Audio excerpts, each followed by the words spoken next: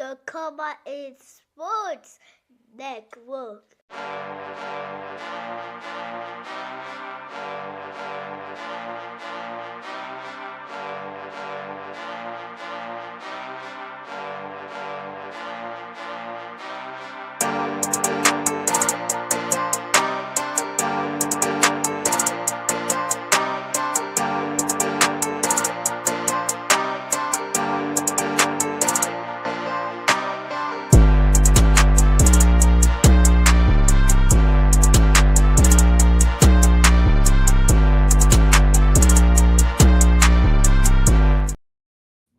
Hello and welcome, everyone. Week 1 of the NFL season is in the books.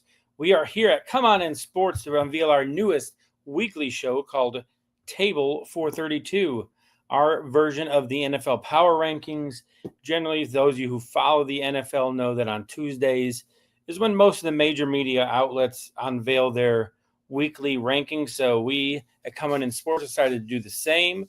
Table 432. We're going to start from the bottom top, the kiddy table, as we like to call it. A lot going on in this crazy NFL weekend. But we got that rolling up here. So we start off the bottom, the kiddy table going out here. Miami Dolphins at 32. I don't think that's a surprise to anybody who watched any of this weekend's games. There's not really any teams that look completely lost other than Miami Dolphins. And the writing has been on the wall for this for a long time. And it just, for Dolphins fans, it stinks that people who knew the team knew that this was happening. They saw it happen. They knew it was like a wreck that they saw coming, and they just couldn't take their eyes off it. Mike McDaniel has this team labeled soft by its own players and past players. And watching them against the Colts, they not only look soft, they look lost. The thing that they always could at least lean their hat on, like, man, we got a good offense. We got Tua running things. But that didn't even look great. And that early in the season in the Dome, that's when they looked their best. And it didn't happen here. Miami, 32nd. I don't think anyone can argue that just based on 1 week.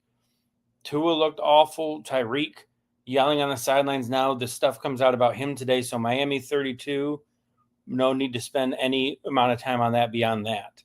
The Panthers at 31, kind of disappointing, right? Everybody coming into the season was talking about how Bryce Young was going to be on the rebound from last year. He got benched, right, for Andy Dalton. He came back and finished strong. Everyone's like, oh, man, watch out for the Panthers. Watch out for Bryce Young. And he's ready to make that leap, that year 3 leap that everyone's hoping he was going to. And then they go out against the Jaguars and just lay an absolute egg. And so was last year a mirage at the end of the year? Who knows? But the start of the year for the Panthers with hope so high to just completely look like lost like they did, and Bryce Young just looked like he did before the benching again. Yes, they got a bunch of young receivers. I don't think trading Adam Thielen was the best idea for them. The veteran receiver that would help Bryce Young. But the Carolina Panthers losing to Jaguars week 1 puts them at 31 in our rankings. Next up, we got 19. I'm sorry, that's the wrong one. 25 through 30, the Tennessee Titans. The Titans are 30th, not at the bottom, surprisingly, right? Everyone figured they'd be at the bottom, but they showed a lot of fight on the road against a pretty good Denver team that was a playoff team from last year. They were in it till the end. Cam Ward showed flashes. And when we talked in our pregame show at Come On In Sports before the game Sunday, that's kind of what we were all looking for, was get out healthy and have those flashes that Cam Ward doesn't look completely lost, doesn't look like he's a deer in headlights. They did that. They held their own. Bo Nix didn't look so great playing against that defense. And I think it's easy to forget Tennessee had a good defense last year. They just were put into such awful positions throughout the year by Will Levis and the offense. They kind of seemed like they checked out. So, yeah, the Titans are 30th, but they showed a lot. And going forward, you expect more as they grow. And a good goal for them would be like late teens, early 20s in the rankings by the end of the year. New England at 29. Again, if anyone just joining us, this is our weekly power rankings called Table for 32. This is a accumulation of all of our aggregate power rankings here. So all of us who contribute it come on in sports threw in our rankings here, and then this is the aggregate of that. So New England is 29. Somebody that I was high on when the pregame show, I talked about them being a dark horse to make the playoffs. They still could be, but they just looked listless against the Raiders. You know, they had all the offseason movement. They got Diggs, they got Henderson on offense, Matt Collins. They upgraded the defense with a whole bunch of parts. They're playing at home against kind of what you would figure would be a rebuilding, retooling Las Vegas Raiders unit. And the Raiders look like they're the team on the up and up, and the Patriots looked like more of the same. Drake May didn't look like he was ready to take the next step. The defense allowed Geno Smith in his first game as a Raider to set the franchise record for passing yards in his first game. So the Patriots sitting at 29, I still think have the potential to go up, but I was very disappointed by what I saw. I thought they'd come out with a lot more fire, a lot more urgency, especially with Mike Vrabel coming in as their coach. I didn't think they'd be listless. And it's kind of, you got to imagine somewhere Gerard Mayo's like, hey, week 1 last year, I had far less talent. I started Jacoby Brissett instead of Drake May, and I beat the Bengals on the road. The guy that you fired me for just had an upgraded roster playing at home against a Raiders team and lost. So a little bit of probably a smile there from Gerard Mayo, wherever he may be. Coming at 28, we have the Saints. Pretty much anywhere you look, they're going to be at the bottom, but I don't think they're as bad as a lot of people saying that, like at the 30 or 2 or 30. Again, they showed a lot of fight. They're at home. Spencer Rattler actually played better than I thought he did at any point last year. So the Saints, again, Dolph has mentioned this before. Anybody who follows us and know, like Dolph and the Saints, they still are short of wide receiver 1A. They need that. But a Cardinals team that people are kind of picking a possible dark horse, they fought for everything. I mean, they were one play away from potentially beating them, right, with that Juwan Johnson drop. So the Saints at 28 right there. The Giants. The only reason the Giants are here are their defense. Their offense with Russell Wilson looked abysmal. It really made it seem like, why is Russell Wilson playing? And if I'm a Giants fan, I don't care who we're playing. I'd rather see Jackson Dart out there learning, taking lumps. Russell Wilson took lumps. I'd rather have my young rookie first-round pick taking lumps than a veteran who isn't going to provide us anything down the road. So the Giants here are here based simply on their defense. Their defense held the Commanders in check, right? Everyone was talking about how great they were going to be. Jane Daniels' second year, they got the contract situation figured out. They traded for Lammy Tunsil. They got Deebo Samuel. And the Giants were just holding them in check the entire game.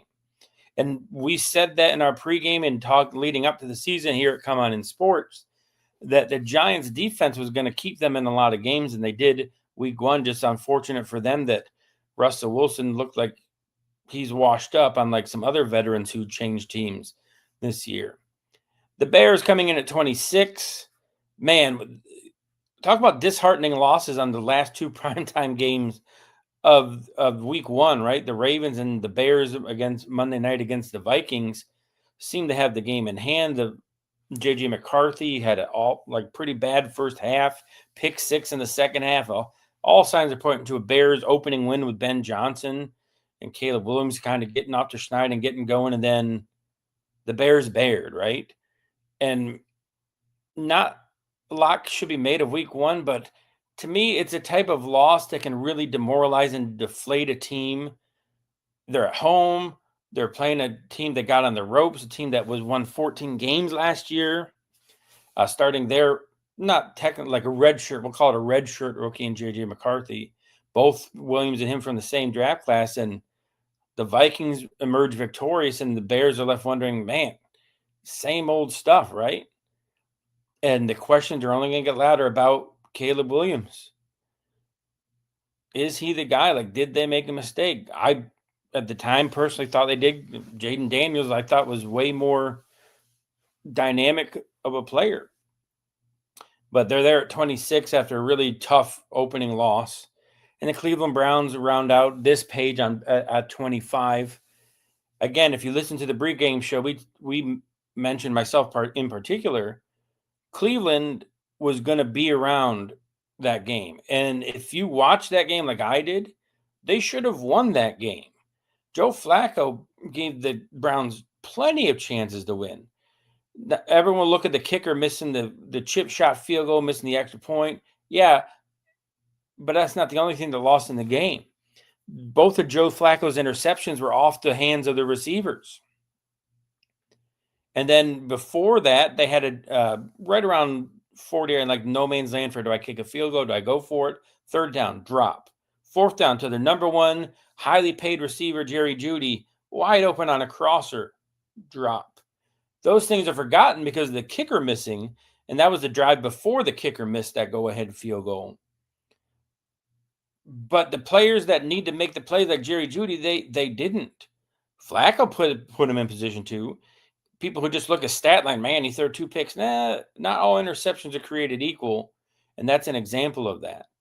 So the Browns are there. They showed fight, which I figured they would.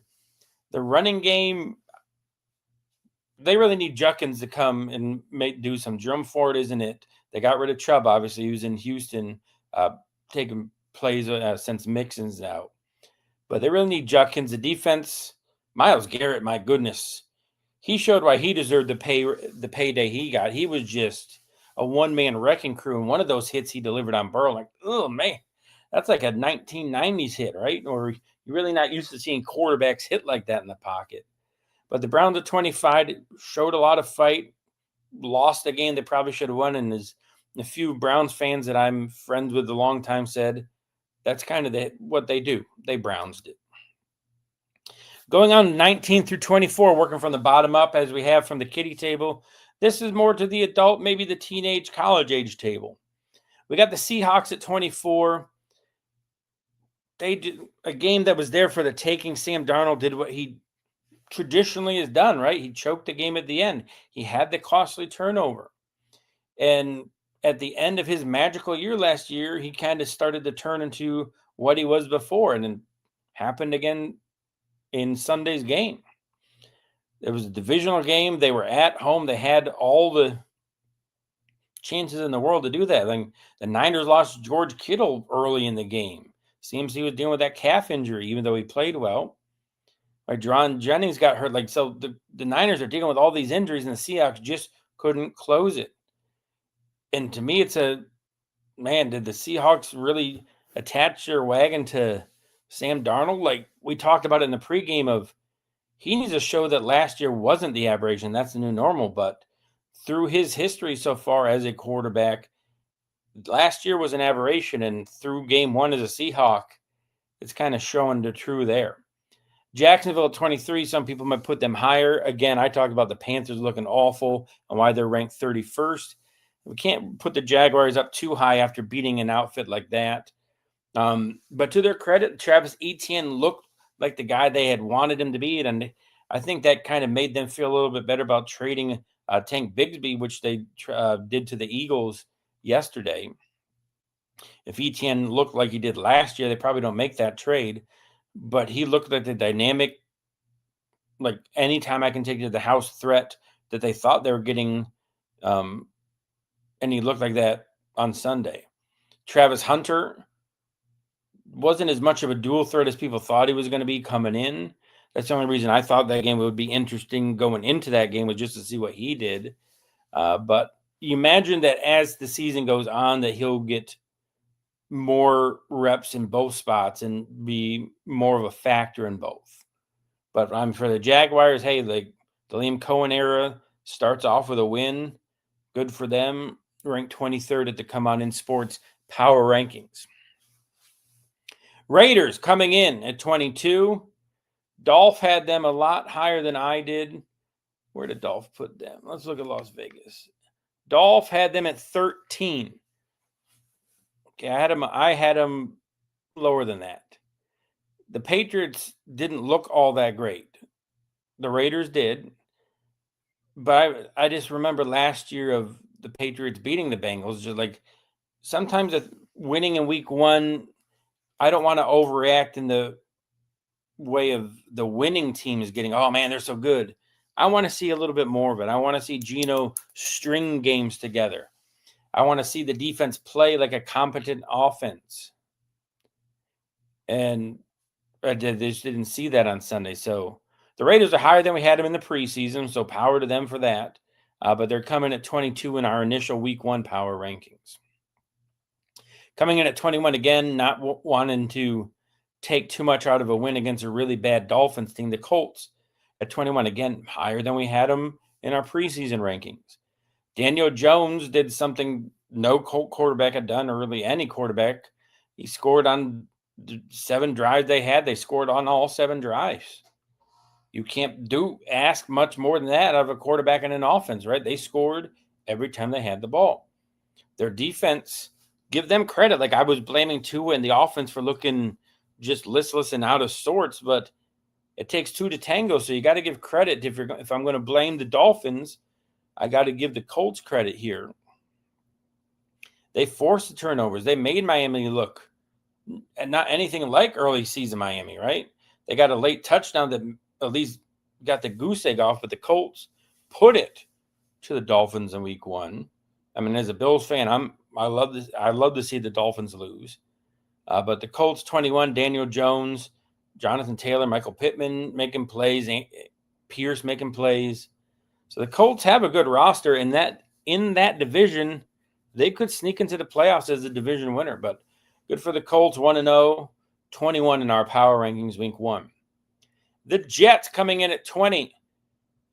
They I think can take a lot more of a loss than other teams can this week. The defense, I'm surprised the defense played as poorly as they did. I thought the Jets defense would be a lot better, especially against Aaron Rodgers, kind of like a statue, right? But the Jets offense is really what I want to talk about here. Justin Fields played probably his best game as a professional. He was dynamic as a passer. When he was moving around, he wasn't looking to run like a lot of people just assume he is. He was looking to make plays down the field with his arm, and he made a few. That touchdown to Wilson, was one of those wow throws. And of course, he made the plays with his legs, which he always has. And you started to see that last year with the Steelers when Russell was hurt. And then they went to Russell, even when he struggled really badly. They never went back to Field, which I never understood. And if Aaron Glenn and the Jets can continue to work the offense like they did through that and get some big runs out of Breece Hall and Allen, the Jets could be a dangerous team. You figure Aaron Glenn's going to get the defense figured out. They got the pieces there to be a really strong defense. And if the offense just be middle of the road, they're going to be a tough out for any team, as the Steelers found out. And so we got them at 20, much higher than they were initially. The Vikings coming in at 19, getting into the teens finally. They pulled off a really great victory last night, a come-from-behind win. McCarthy bouncing back on the road nonetheless, getting his first win as a pro. His 17th straight win as a starting quarterback, if you don't go back to his championship with the Michigan Wolverines, which I hate as an Ohio State fan, OHIO. But the Vikings with a really strong road win, and to them, that's got to be huge to see that McCarthy can rebound. He's not going to get snowballed, right? He had a really tough first half, which we mentioned. He threw the pick six. His first start on the road, it would have been so easy for things just to snowball and become worse and worse. But he showed that grit. He showed that why he's a first-round pick, and at least gave his teammates, hey, like, I may not have the A game, but I'm going to keep fighting, and eventually, if you keep me in it, I'm going to get us back. And the Vikings did that. So 1-0 for them, great for them. I'm old. I went to bed at halftime, having to get up for work the next day, but I woke up like, oh man, the Vikings won that. So great on them. Vikings closing out the page, getting us into the teens. And now we're going to be moving on to 13 through 18. At 18, we have the San Francisco 49ers Again, half the teams in the league won, half the teams in the league lost. The Niners won, but they're in the bottom half of the league. Again, don't want to overact one way or the other. The Niners, though, they probably would be higher, but they already, just like last year, the injuries are starting to pile up. They just put Kittle on IR today, short term, but he's still IR. Juwan Jennings came clear, but again, he's already dinged up.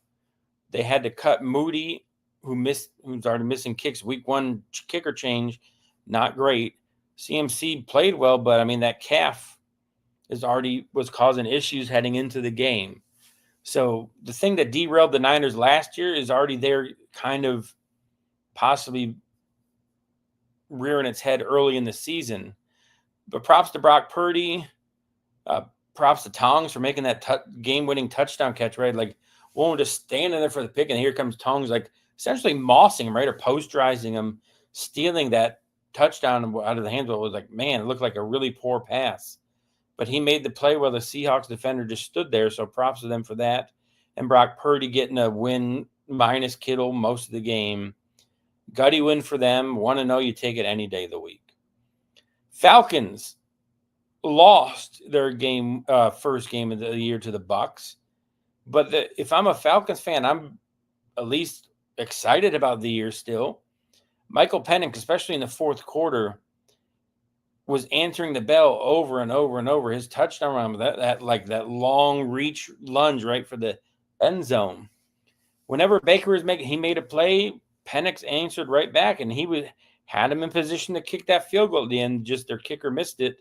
Kind of a theme of the week, right? With kickers missing kicks that they should make. Niners with Moody, Browns with their kicker, the Falcons with Koo's been there for a long time, but a lot of positive things there. They held the Buccaneers in check pretty well, especially for explosive as an offense as they have. Emeka Egbuka made his impact on it, but the Falcons, in a division that seems to be there for the taking, seem to be on the upswing. Michael Penix looked really strong. So arrow only pointing up for them at 17. Now we get to the top half of our NFL Week 1 power rankings. The Dallas Cowboys at 16 seems just about perfect spot for them. They gave the Eagles all they could handle. Like, they played them really tough. But nobody can convince me that they're a better team, sans Micah Parsons, than they were with him. Yes, they got 2 first-round draft picks. But what's that do for them now? Yes, they got Kenny Clark, but they still got run on. And where's the pass rush? It was not there. So the Cowboys at 16, the offense still, Dak looked great. Going into that game in our pregame show on Thursday, like I know Carlos, then they were talking about the running game. Javonte Williams kind of showed what he did as a rookie. And if they can continue to keep that at least semblance of a threat of a running game and make the offense and play action in the passing game so much stronger. Now, I have to give a little razz to Sanders, right? Like, he busted off what should have been a touchdown, but Zach Bond ran him down from behind. So I don't know if Zach Bond's just crazy faster than I thought he was, or if Miles Sanders is just that slow, or a combination of the two.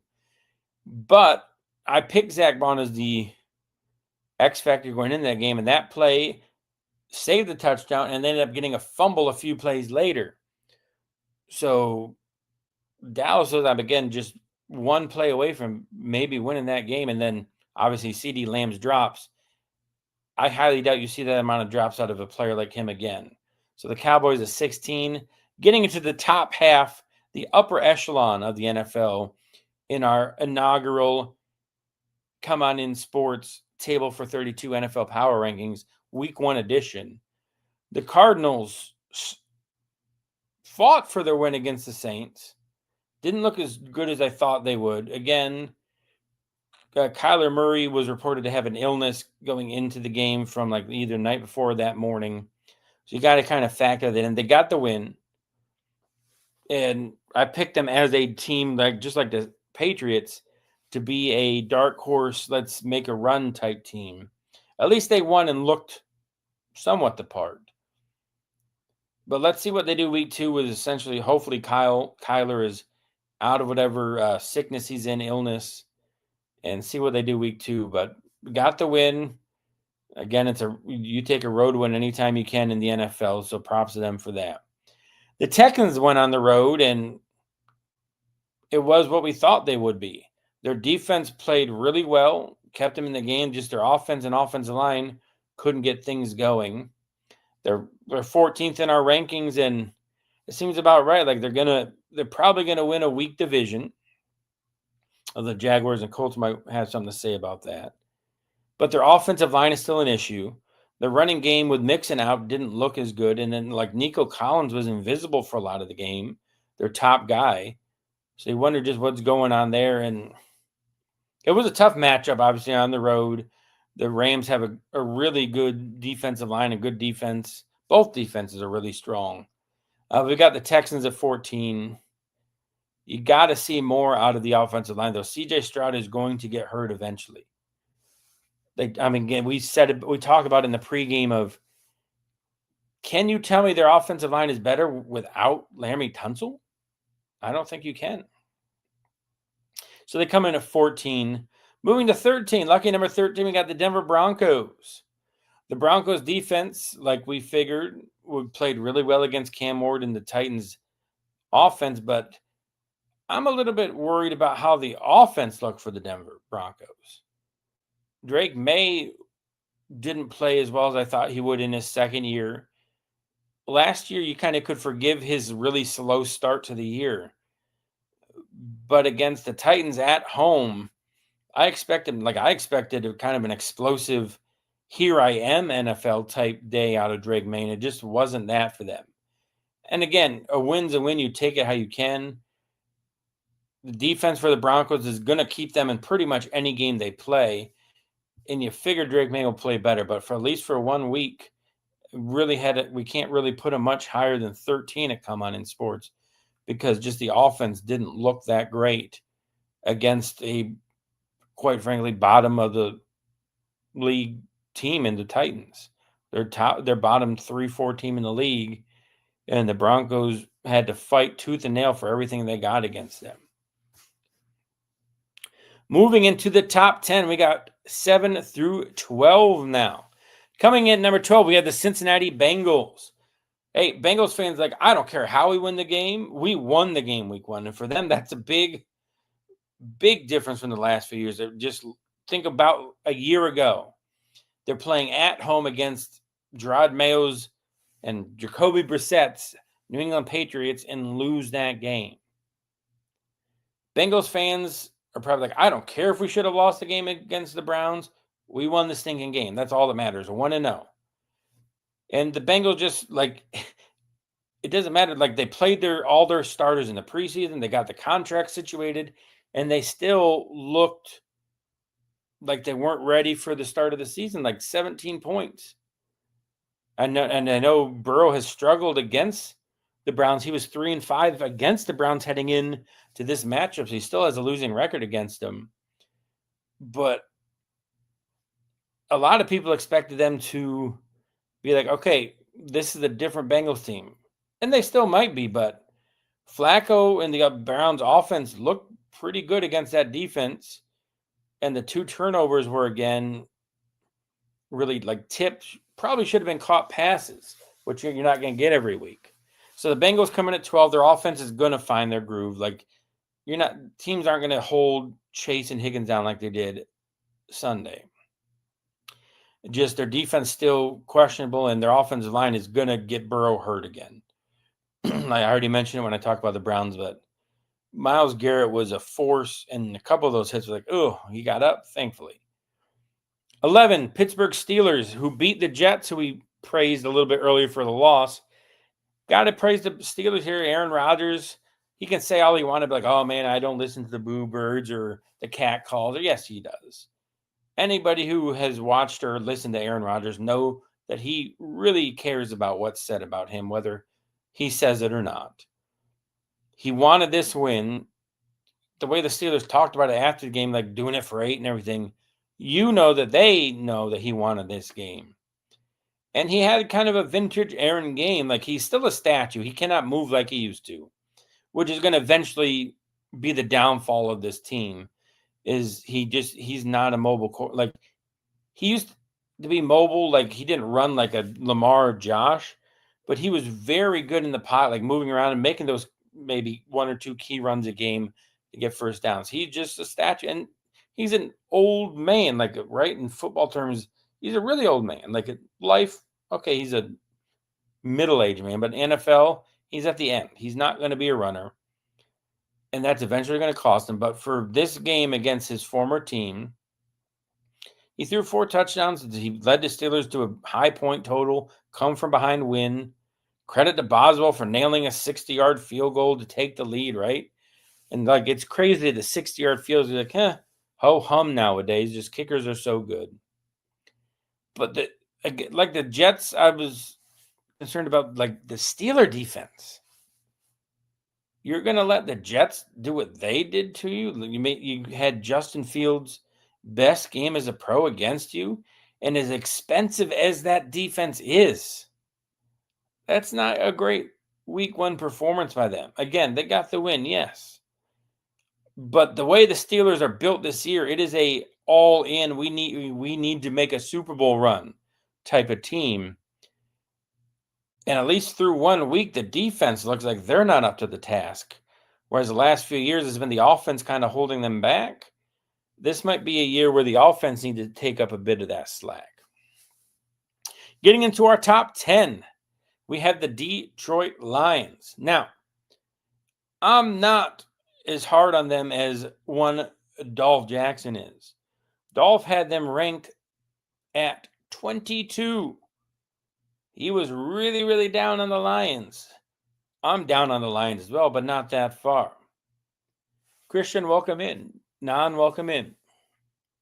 So, yes, Dolph Jackson had them at 22.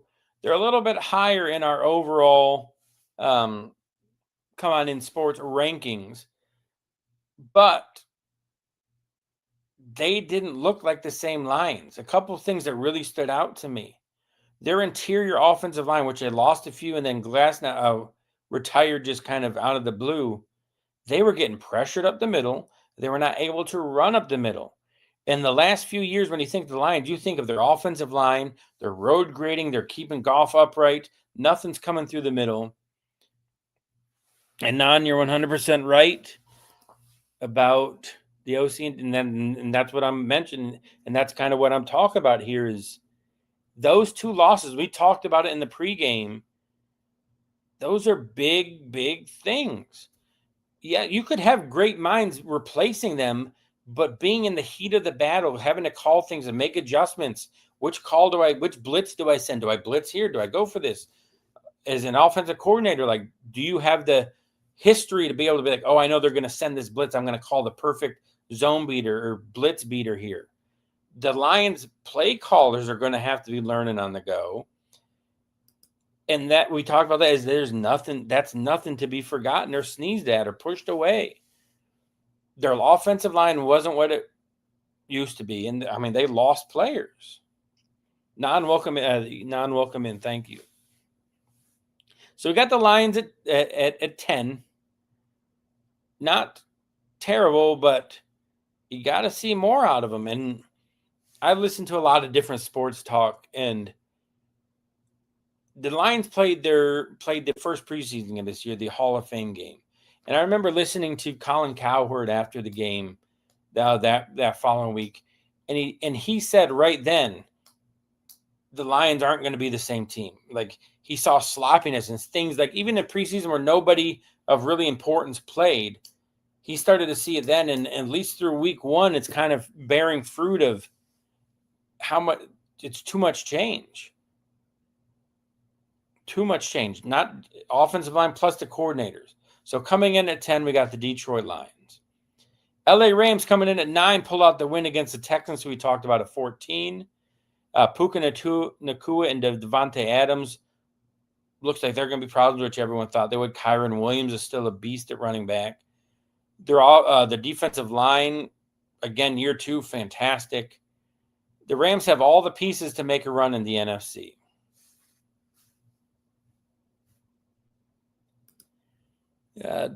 Nah, and Caleb Williams looked much better last night with Ben Johnson. He does. He did.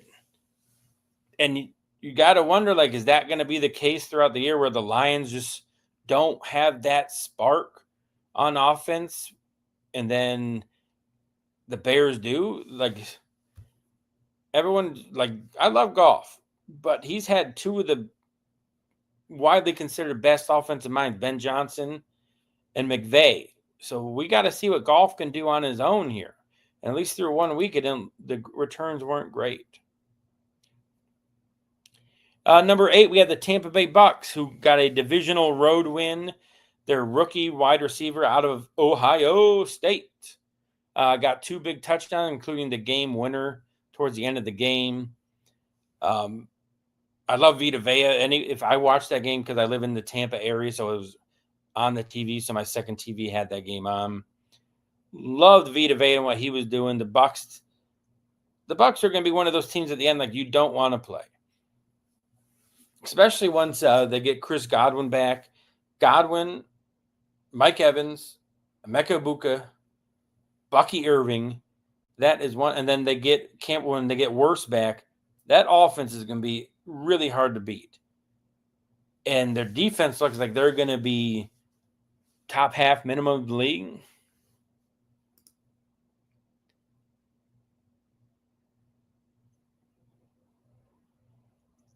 They did look bad. I feel bad for the Bears fans now that they lost the way they did. You know, I feel for that big time. And now, thank goodness Coach isn't here. Anybody who follows Come On In Sports knows that our resident Chiefs fan, Coach Rock, would be jumping out of his chair right now to see his Kansas City Chiefs not even on the first page of our Week 1 power rankings. That's right. We had the Chiefs at number 7. Dolph had them at 14. So again, this kind of be an aggregate thing. And I get it. Like, the Chiefs didn't look great. And everyone's talking about, like, for years, like, is there downfall here? The Chiefs didn't. They're what, all off season. Mahomes was talking about, man, are we going to get our offense back in line? Like, and then 3 plays in, Worthy gets like a shoulder injury that can keep him out a couple weeks. But that was due to friendly fire. Aside from his touchdown catch, Travis Kelce again seemed non-existent. And the defense, like, they were wide open Charger receivers all night. That wasn't the Chiefs defense who's kind of carried them in the regular season the last few years. So I get us having them at 7. Again, 7's not bad. Like, they're one of the top best 7 teams in the league. But for Chiefs fans, everyone who's used to them being at the top, at least through the first week, they definitely were not. Because I'd like anybody to make an argument on the next page of who you see, who you have in the Chiefs replace on this page. We're going to pull it up right now. Which one of these 6 teams are you taking off to put the Chiefs there? I'll wait. I'm not going to wait long because the dead air is not good. You can't make the argument for any of these. I mean, the Chargers just beat them. The Ravens, aside from choking away the game, look like an absolute juggernaut for 55 minutes of their game. So, I mean, that's the beauty of these lists, the power rankings. It just, everyone's differing opinions. So here at Come On In Sports, you see our top 6 teams. I'll read them off quick and we'll talk about them. The 6, Washington, 5, the Chargers, 4, the Ravens, 3, the Bills, 2, the Eagles, and 1, the Packers. Starting off at 6 with the Commanders. Again, when we talked about the Giants, got to give credit to their defense holding the Commanders in check. Everyone's expecting to be explosive and lots of points. At least for 1 week, they kind of looked human. So that worked out there for them. But again, week 1, working things out. They just traded Robinson, right? They're trying to get the offense together. But number 6, you figure they're going to get around the Commanders' defense. Maybe that's why Russell Wilson looked awful. I don't think so, but you can't, like I said earlier, 2 to tango, you got to give some credit to the Commanders. Chargers coming in at number 5. All right, yeah, I'll check that after none. Chargers, a huge win for that franchise. They had lost 6 in a row to the Chiefs. Herbert just like always talked about like he can't get the big game, right? He's lost so many in a row to the Chiefs, the playoff failures. On like, I guess it was technically a home game, but still playing in a different country, Herbert made plays. And I think the biggest thing for him and the Chargers offense is if he decides he can run the ball, which he can, he's a good runner, but he's always seemed hesitant to do so. And in Friday's game, he didn't hesitate. He ran and he won the game with that scramble on 3rd and 14. So if he unlocks that part of his game and can get the Chargers 3 to 4 extra first downs a game by him running, that makes the offense go to the next level. Well, Ed McConkey is still who he is. Keenan Allen was getting open. Quentin Johnson looked like he learned how to catch a ball. So if Herbert, who we all know is a great passer, if he can run, like he's not going to be a Josh Allen or a Lamar Jackson or even like you saw Patrick Mahomes running, but he has that ability to get those back-breaking ones on 3rd and long when everyone has his back turned running with the receiver and a lane opens up. He's always been hesitant about making that play, and in Friday's net game, he wasn't. So if he continues to do that, that's going to be a huge thing for that team and can make them really dangerous. 4, Baltimore. I had them higher. Dolph had them 7. I still think Baltimore is the best team in the AFC, even though we have the Bills at 3.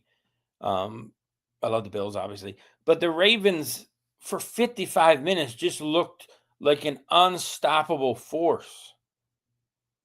Derrick Henry still stiff-arming people through the ground, like making Cole Bishop look like a tiny little child.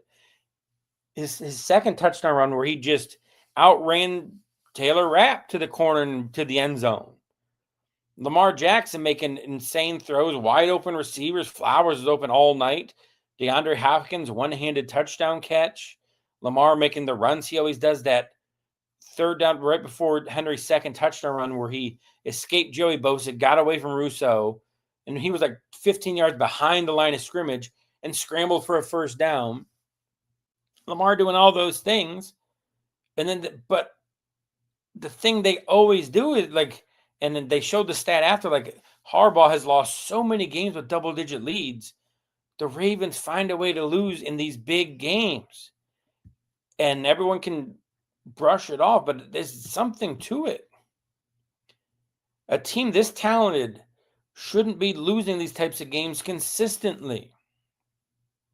They shouldn't be choking games away like they do consistently. And generally, it's usually the playoffs that happen. It was week 1. They had a game in hand. They were up 41 to 25 with 5 minutes left and lost the game. Henry put the blame on himself with the fumble. Yeah, the fumble was huge. But props got to go there to Ed Oliver for stripping it. But the Ravens fans got to feel sick. They played as good as they can possibly play, pretty much, and lost the game. And I was talking about revenge, like, oh, we're not going to have this happen. And they lost the game. Now, last year, remember they lost that really tough opener to the Chiefs where Isaiah Likely's like toenail was out, right? And they snowballed that into a second loss to the Raiders the following week. Baltimore plays the Browns this week. So this is where we find out, like, is there any hangover to this game? I personally think the Ravens are going to come out just possessed and like absolutely whoop on the Cleveland Browns on Sunday. Lamar and Derrick Henry are going to be like, all right, we last week's done. We're going to move on and get this win. But again, for 1 week, it's like the same story for the Ravens. Now, for the Bills, it was a very similar story. Their defense sucks. I'm a Bills fan. I have been my whole life. Been to almost 200 games. I've seen them play in 22 out of 30 something stadiums. The goal is to see them play in every stadium. But their defense was awful, and what they always do. Josh Allen showed why he was the MVP on Sunday night. He gets asked to do so much. When I talked about the Raiders, I actually mentioned that he in his first game as a Raider, he was breaking records. So yeah, he had a great first game. But Josh Allen is asked to put his team on the back. You look at what the Ravens had. Flowers over 100 yards. Lamar doing he does. Henry with 169 and a couple touchdowns. Who helped Josh? Keon Coleman had 112. They didn't get much running game out of either Cook, Davis, or Ty Johnson. Josh is the best player in the league. That is not bias. I can make an argument that he is the best player. Just what he is asked to do. And again, if you watch the game, look at how wide open Baltimore receivers were the entire night. Nothing against Lamar. Like Lamar, I think, is right behind Josh, like a toenail. We're going to stick with that theme, I guess. Behind Josh Allen's the second best player in the league. Look at the separation the receivers get for Josh Allen. Keon Coleman had 112, over 100 yards receiving. He was 88th out of, I think, 100 receivers in separation and win percentage in his routes. Josh has to be so perfect. Their defense is why they're third. The defense will be why they lose. But the Bills are never out of the game. They can win any game in the league because of Josh Allen. But I'm going to move on from him. Top two, both NFC, surprising, right? Everyone thinks the AFC is a stronger conference. Probably top to bottom they are. But the top two teams as of right now, in our rankings, we have, well, hold on before we move on there. Nan says, Allen did have a great game. Bills need a better run game too. They do. They need to be more consistent, like sticking to the run too. There were so many runs like, we throw and maybe it's incomplete. And then the staple is, a second down and 10 run for nothing. But moving on, the Eagles. Number 2. Yes, I know, blasphemous, right? The Super Bowl champions won their first game. Number 2, but we'll talk about why they're 2 in a second. But they're number 2. Again, that's not terrible. Their defense, yes, they lost Jalen Carter before they even played it down, spitting at Dak. Thankfully for them, he's not going to miss another game. The NFL suspended him a game and considered that he didn't play a game as his down as his suspension. So he'll be back on this Sunday. Saquon, still Saquon. Jalen Hurts, great runner. I still am the passing game. I know they're a run-focused team now, but I want more out of the passing game if I'm an Eagles fan. And I also would like a little bit more out of my defense because aside for a couple drops, like the Cowboys might have had that game. But again, they're getting a lot of new pieces in on defense. After Super Bowl, as usual, a lot of pieces leaving, going to other teams, especially along the defensive line. But the Eagles, number 2, 1-0, leading us to the number 1 ranked Green Bay Packers. The Packers put themselves in this spot by trading for Micah Parsons. Parsons he played less than 50% of the snaps, and he got a sack. But look beyond the numbers. Again, watching the game matters. I like highlights as much as the next person, but it's hard to tell and find the stories in the NFL if you don't watch the game itself.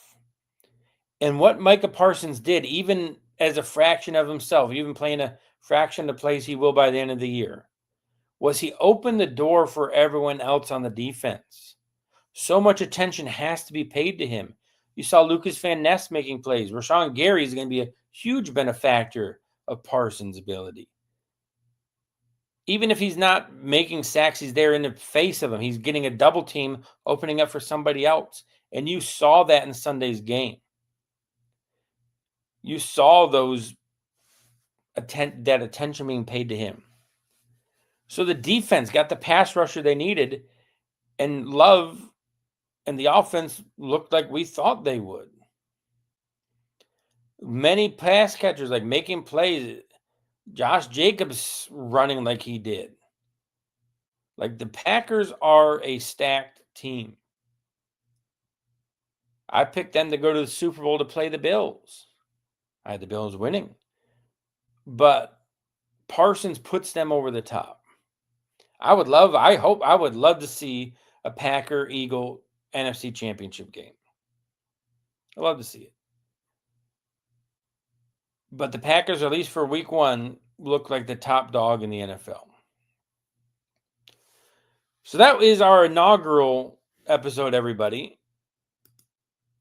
of Table for 32 at Come On In Sports. Every Tuesday, about between 7 and 7:30 Eastern, we will be having this show going over our weekly power rankings. As always, if you have not yet, please drop us likes, follows on all the socials. If you're watching on Facebook, TikTok, Twitter, YouTube, subscribe, like us, comment. We're producing content throughout the week. You got Saints stuff, you got Raiders stuff, you got real-time sports, you got Carlos helping you if you're one of those that likes to throw some money on things. You got Come On Bills. You got a lot. Whatever you're looking for here at Come On In Sports, we got you. The NFL season is here. We are here for you. We're going to have stuff weekly. We got pregame shows, the highest up-and-coming pregame show in the NFL. So for everyone here at Come On In Sports, I am Lawrence Foster saying come on in and join us and have a great one. The Come On In Sports Network.